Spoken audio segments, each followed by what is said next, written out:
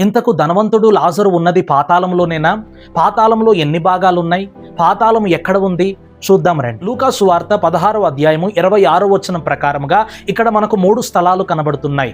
మొదటి స్థలం ధనవంతుడు ఉన్న యాతన పెట్టబడే స్థలం. రెండవ స్థలం అబ్రహాము రొమ్ముగా పిలువబడుతున్న లాజరు ఉన్న నెమ్మది పొందే స్థలం. అంతేకాకుండా మూడవదిగా మనం చూసినట్లయితే ఈ ఇరువురి మధ్యలో ఉన్న మహా అగాధం.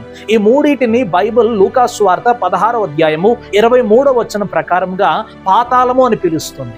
అంటే ఇరువురు ఒకే స్థలంలో ఉన్నప్పటికీ భక్తులు ఉండే స్థలం నెమ్మదితో విశ్రాంతితో కూడినదైతే అగాధం అవతల ఉన్న భక్తిహీనులు ఉండే స్థలం అగ్నిజ్వాలలతో యాతన పెట్టబడే విధంగా ఉంది. లాజరు ఉన్న స్థలానికి అబ్రహాము రొమ్ము అనగా అబ్రహాము తదితర పరిశుద్ధుల ఆత్మలో నివసించే స్థలంగా, అంతేకాకుండా దానినే చెర అని, పరిశుద్ధుల విశ్రమ స్థానమని, పరదైసు అని బైబిల్ పండితులు వ్యాఖ్యానిస్తారు. పాతాళంలో ఈ 3 భాగాలే కాకుండా పేతురు రాసిన 2వ పత్రిక 2వ అధ్యాయం 4వ వచనం ప్రకారముగా కటిక చీకటి గల బిలాన్ని మనం చూస్తాం.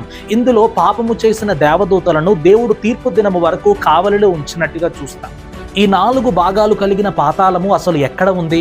సామెతల గ్రంథము 15వ అధ్యాయము 24వ వచనం ప్రకారముగా క్రిందనున్న పాతాళమును తప్పించుకొనవలనని బుద్ధిమంతుడు పరమునకు పోవు జీవ మార్గమును నడుచుకొనును.